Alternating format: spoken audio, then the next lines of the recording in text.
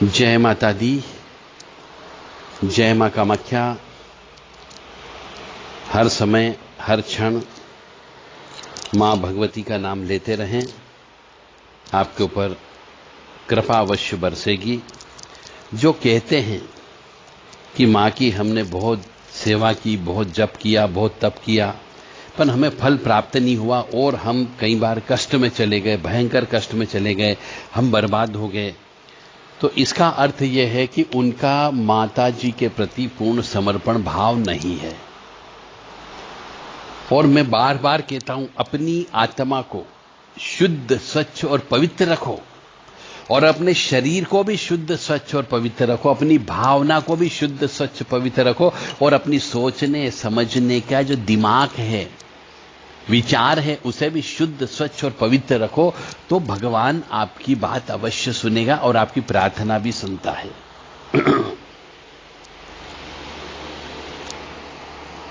क्योंकि आपके मन में कुलिष्ठता है, आपके मन में कालापन है, आपके मन में धब्बा है। मन को साफ रखो। कष्ट जरूर मिलेगा, परंतु ईश्वर की कृपा चाहिए तो कष्ट तो झेलना पड़ेगा।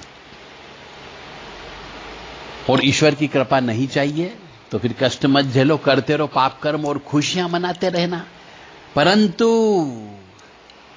दूसरी तरीके का कष्ट मिलता है। तो जय मां कामाख्या। कामाख्ये वरदे देवी नीलपर्वतवासिनी तम देवी जगत माता योनि मुद्रे नमोस्तुते। कामाख्ये काम संपन्ने कामेश्वरी हर प्रिये काम नाम देहि में नित्यम कामेश्वरी नमोस्तुते। कामदे काम रूपस्ते सुभगे सुर सेविते करोमि दर्शन देव्यम सर कामार सिद्धयेत। योनि मात्र शरीराय कुंजवासिनी कामदा रजस्वला महातेजा कामाक्षी ध्यायताम सदा। काम प्रिया कामरता कामा काम स्वरूपिणी कामिनी कामिनी काम्य कामुका कामचारिणी कामाख्या काम बीज स्थिता काम पीठ निवासिनी कामदा कामहा काली कपाली करालिका पापापहार्णीं देवी भुक्ति मुक्ति प्रदायिनीं अनंतम विद्यां शुद्धां शरणां शिवदां शिवाम। देवी प्रपन्नता तिहरे प्रसीद प्रसीद मातर्ग जोखिलस्य प्रसीद विश्वेश्वरी पाई विश्वंतमीश्वरी देवी चराचरस्य शुभम करोतु कल्याणम आरोग्यम धन संपदा शत्रुबुद्धि विनाशाय दीप ज्योति नमस्तुते। ओम महेशानी महामाय चामुंडे मुंडमालिनी आयु आरोग्य ऐश्वर्य देहि में देवी परमेश्वरी। ओम जयंती मंगला काली भद्रकाली कपालिनी दुर्गा क्षमा शिवा धात्री स्वाहा सदा नमोस्तुते। ओम सर्वमंगल मांगल्ये शिवे सर्वासादिके शरण्ये त्र्यंबके गौरी नारायणी नमोस्तुते। दुर्गति नाशिनी दुर्गा जय जय, काल विनाशिनी काली जय जय, उमा रमा ब्रह्माणी जय जय, सीता राधा रुक्मणी जय जय। महालक्ष्मी नमस्तुभ्यं नमस्तुभ्यं सुरेश्वरी हरिप्रिये नमस्तुभ्यं नमस्तुभ्यं दयानिधि। या देवी सर्वभूतेषु लक्ष्मी रूपेण संस्थिता नमस्तस्यै नमस्तस्यै नमस्तस्यै नमो नमः। काली काली महाकाली काली के पापनाशिनी खड्गहस्ते मुंडहस्ते काली काली नमस्तुते। काली काली महाकाली काली के परमेश्वरी सर्वानंदकरी देवी नारायणी नमस्तुते। काली काली भद्रकाली के काली शत्रु संहारिणी काली कराली निष्क्रांते भद्रकाली तवन नमस्तुते। नीरहार हार धन सार सुधाकर अंबा कल्याणम दाकनक चंपक धाम्भूषाम उतुंग बिनिकुजुगम्ब मनोहरांगी वाणी नमामि मनसा वत्सा विभूते। सरस्वती नमो नित्यं भद्रकाल्ये नमो नमः। वेद वेदांत वेदांग विद्या स्नानेभ्य एव च सरस्वती महाभागे विद्ये कमललोचने विद्यारूपे विशालाक्षी विद्यां देहि नमस्तुते। ओम ऐं ह्रीं श्रीं क्लीं वाग्वादिनी सरस्वती मम जिह्वाग्रे वद वद क्लीं श्रीं ह्रीं ग्रैं ओम। ओम ऐं सरस्वत्यै नमः। ओम ह्रीं दुर्गाय नमः। या जल जल प्रज्वल अग्नि रूपाय ओम होम ह्रीं श्रीं ज्वाला देवी नमो नमः। ओम भूर्भुवः स्वः तत्सवितुर्वरेण्यं भर्गो देवस्य धीमहि धियो यो नः प्रचोदयात्। ओम त्र्यंबकं यजामहे सुगंधिं पुष्टिवर्धनम् उर्वारुग्मि वन्दनान् मृत्योर्मुक्षीयमामृतात्। सभी देवियों से, सभी अदृश्य शक्तियों से हमारा बारंबार उनके चरणों में निवेदन है कि काल हर कष्ट हर, दुख हर, पाप हर, ताप हर, संताप हर, दारिद्र हर, संकट हर और सभी को सुखी कर। ये सी प्रार्थना हम मां भगवती जगत जननी आद्य शक्ति भवानी और परम पिता परमात्मा के चरणों में लगाते हैं। देवराधा ट्रस्ट सत्यवाणी चैनल। एक मनुष्य ने हमसे पूछा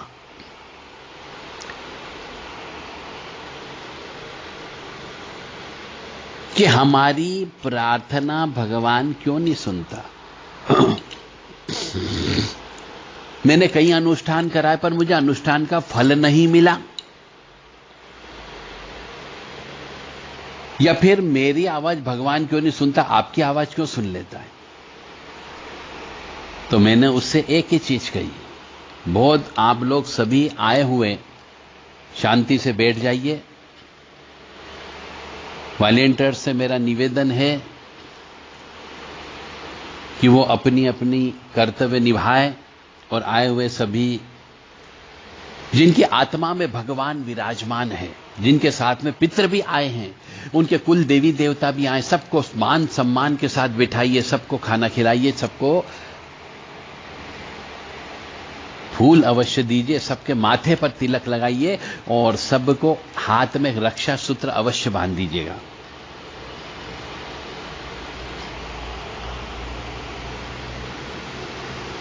तो एक भगत ने मेरे से पूछा कि आपकी आवाज भगवान क्यों सुन लेता है और मेरी आवाज भगवान क्यों नहीं सुनता।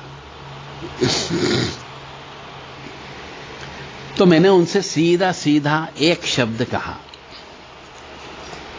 कि क्या आपने घर बार छोड़ दिया। उन्होंने कहा नहीं छोड़ा मैंने। क्या आपने संसार से विरक्ति हो गई। बोले नहीं हुई। क्या आपने मोह माया का कुछ चक्कर कम किया। बोले नहीं किया। क्या आपने राग द्वेष को समाप्त कर दिया। ऐसा भी नहीं किया। तो फिर मैंने उनसे कहा कि जब आपने इन चीजों को नहीं छोड़ा, नहीं त्यागा है, तो भगवान आपकी बात कैसे सुनेगा। क्योंकि भगवान पवित्र, शुद्ध, स्वच्छ, उनकी उन आत्मा की आवाज सुनता है जो हमेशा ईश्वर के रत में रहता है, ईश्वर के कार्य में लगा रहता है, ईश्वर के गुणगान करने में लगा रहता है और जिसका एकमात्र उद्देश्य होता है मुझे ईश्वर में ही वापिस लीन हो जाना है, जो ईश्वर के लिए तड़पता है। यानी कितना तड़पना चाहिए ईश्वर को प्राप्त करने के लिए। तो मैंने उनसे कहा क्या आप ईश्वर के लिए कभी तड़पे हो। क्या आपकी आवाज ईश्वर नहीं सुनता तो आपने तड़पने का प्रयास किया कि भगवान क्यों नहीं सुनता। बोले ऐसा भी नहीं किया। क्यों नहीं किया। तो उन महाशय जी का यह कहना था कि हमें ऐसा कोई गुरु प्राप्त नहीं हुआ। मैंने कहा आपके माता पिता भी तो गुरु थे, आप उनसे पूछते कि ईश्वर को कैसे प्राप्त करूं। तो ऐसी शिक्षा दीक्षा ही उस मनुष्य की नहीं हुई है तो उसे ईश्वर कैसे प्राप्त करेगा। आपने तो बीकॉम, एमकॉम, एमए, डॉक्टरेट की डिग्री, इंजीनियर की डिग्री, साइंटिस्ट की डिग्री, रिसर्च स्कॉलर की डिग्री, आपने तो इसके लिए पढ़ाई की है। भगवान को प्राप्त करने की तो पढ़ाई नहीं करी आपने, तो आप भगवान को कैसे प्राप्त कर सकते हो। आपकी आवाज भगवान तक कैसे पहुंचेगी। अब आप कहेंगे क्या ये भी पढ़ाई होती है क्या। तो मैं कहता हूं हां, भगवान को प्राप्त करने के लिए, आपकी आवाज भगवान तक पहुंचाने के लिए पढ़ाई करना पड़ती है। और वो पढ़ाई होती है श्री रामायण जी की पढ़ाई करो, भागवत जी की पढ़ाई करो, स्तुतियों की पढ़ाई करो। जैसे आप अपने कर्मों के अनुसार 5-5, 10-10 घंटे परीक्षा में पास होने के लिए पढ़ते हो। कुछ लोग 18-18 घंटे पढ़ता है, कोई बच्चा 12 घंटे, 15 घंटे पढ़ते हैं तब जाकर के पास होते हैं। अरे ये 12, 15, 18 घंटे यदि भगवान के लिए पढ़ लीजिए तो आपकी आवाज भगवान तक पहुंचने लग जाएगी। क्योंकि ईश्वर को प्राप्त करने के लिए, आप डिग्री प्राप्त करने के लिए रात दिन मेहनत करते हो, तरह तरह की किताबें लाते हो, तरह तरह की ट्यूशन प्राप्त करते हो। एक माता पिता अपने बच्चे को अच्छी पढ़ाई के लिए 2-2, 3-3 कोचिंग क्लास में भेजता है। 50-50 हजार, 1-1 लाख रुपए महीने की फीस देता है कोचिंग में पढ़ने के लिए कि मेरा बच्चा बड़ा आदमी बन जाएगा, मेरा बच्चा डिप्टी कलेक्टर बन जाएगा, और मेरा बच्चा आईएएस बन जाएगा।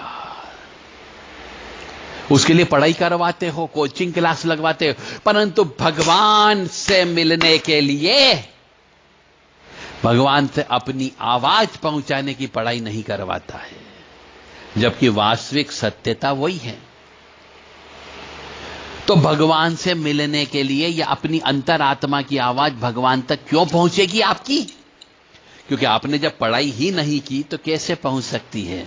तो अब ईश्वर से मिलने के लिए, ईश्वर तक अपनी आवाज पहुंचाने के लिए, या इस आत्मा को परमात्मा से मिलाने के लिए इतनी तड़प उत्पन्न करनी पड़ती जैसे दम घुटने पर ऑक्सीजन के लिए मनुष्य तड़पता है।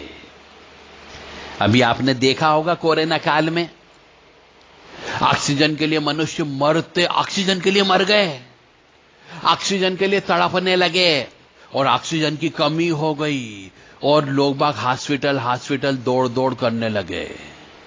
तो इतनी तड़प, जान बचाने के लिए, अपनी जान बचाने के लिए इतनी तड़पे हो। अगर इतना ही तड़प यदि भगवान को प्राप्त करने के लिए तड़प जाओगे तो ईश्वर तक आपकी आवाज पहुंचने लग जाएगी।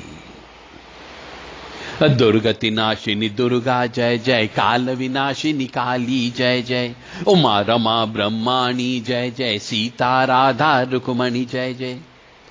अरे कभी आप भगवान के सामने झुके नहीं हो, कभी भगवान को आपने ले जाके विशेष भेंट नहीं दिए, कभी ईश्वर के लिए आपने त्याग नहीं किया, कभी ईश्वर के लिए उपास करने का आपने विचार नहीं बनाया है, या आपकी अंतरात्मा की आवाज भगवान तक कैसे पहुंचेगी? जैसे एक प्यासा मनुष्य प्यास लगने के लिए पानी के लिए तड़पता है, जैसे एक भूखा व्यक्ति अन्न मिलने पर खुश हो जाता है, जैसे अन्न प्राप्त करने के लिए तड़पता है। और एक उदाहरण और दे दूं, जैसे आप बहुत ज्यादा थक जाते हो तो विश्राम करने के लिए, यानी सोने के लिए, आराम करने के लिए, बैठने के लिए उस एक छाया ढूंढने लगते हो, एक साफ स्थल ढूंढते हो। उस विश्राम करने के लिए, आप थके हुए मनुष्य को विश्राम करने के लिए जगह चाहिए, वो ढूंढने के लिए आप तड़पने लग जाते हो। और एक मछली अपने जिंदा रहने के लिए पानी को ढूंढने लगती, पानी से बाहर आने पर वो तड़पने लगती है। तड़पती है तो वो क्यों तड़पती? वो अपनी जान बचाने के लिए कहती मुझे पानी में डालो। तो ऐसी तड़प जिसमें जिंदगी और मौत का सवाल होता है, जब तक ऐसी तड़प भगवान के लिए आप पैदा नहीं करोगे, ईश्वर आपके पास नहीं आएगा और नहीं आपकी आवाज ईश्वर तक पहुंच सकती है। आप कहोगे मैं रोज घी का दीपक लगाता हूं, भगवान का 10-15 मिनट प्रार्थना कर लेता हूं तो भगवान मेरी आवाज सुनने लग जाए। अरे ऐसा होने लगेगा तो ये पूरा भारत प्रसन्न रहने लगेगा, किसी को कष्ट ही नहीं होगा, हर व्यक्ति की आवाज भगवान सुनने लग जाएगा। तो घर परिवार में कष्ट आया, आपने भगवान के सामने गुहार लगा दी, भगवान के सामने प्रार्थना लगा दी और भगवान ने काम कर दिया, तो ऐसा थोड़ी होगा। इसलिए भगवान से आपकी आवाज पहुंचाने के लिए, आपकी अंतरात्मा की आवाज भगवान तक पहुंचाने के लिए आपको शुद्ध, स्वच्छ, पवित्र होना पड़ेगा और इतना तड़पना पड़ेगा जैसे आप डिग्री प्राप्त करने के लिए तड़पते हो, अपने जीवन को बचाने के लिए तड़पते हो। मां भगवती सबको साहस प्रदान करें कि आप अपनी जिंदगी की कमाई में से 10% हिस्सा ईश्वर के कार्यों में खर्च करें ज्ञान के प्रचार प्रसार के लिए खर्च करें और इस सनातन धर्म, सनातन संस्कृति को बचाने के लिए जो जो लगे हुए हैं उनकी मदद करने का काम करें। मां भगवती जगत जननी और परमपिता परमात्मा आपको साहस प्रदान करें कि आप वो 10% दान दे दें, ताकि आपके ऊपर भगवान ने जो कृपा की है, अरे भगवान ने कृपा की है कि आपको मकान दे दिया है, कार दे दी है, बीबी दे दी, बच्चे दे दिए हैं, घर में रहने के सब सुख सुविधा के साधन दिए, तो आप खाली हाथ तो आए थे, खाली हाथ वापस जाना है? तो यह सब है किसका? यह ईश्वर का है। तुमको जो कमाई करवाई वो भी ईश्वर ने कमाई करवाई है, तो उस जो कमाई हुई है उसका 10% हिस्सा उनको किराए के रूप में तो दे दो, ताकि ये तो जिंदगी भर आप भोग करोगे। तो जो 10% देना है वो धार्मिक कार्यों में आप लगा दो, पुण्य के काम में लगा दो। जहां धार्मिक किताबें छप रही है, घर घर में धर्म की स्थापना के लिए किताबें छप रही है, वहां जाके अवश्य दान दे दो, अनुष्ठान कर दो। अरे अपने कुल का उद्धार कर दो उस 10% के पैसे से, पितरों को तृप्त कर दो, अपने कुल देवी देवताओं को प्रसन्न कर लो और अपने इष्ट देवता की कृपा प्राप्त करो। दुर्गति नाशिनी दुर्गा जय जय, काल विनाशिनी काली जय जय, उमा रमा ब्रह्माणी जय जय, सीता राधा रुक्मणी जय जय। अरे दुर्गति नाशिनी दुर्गा जय जय, काल विनाशिनी काली जय जय, उमा रमा ब्रह्माणी जय जय, सीता राधा रुक्मणी जय जय।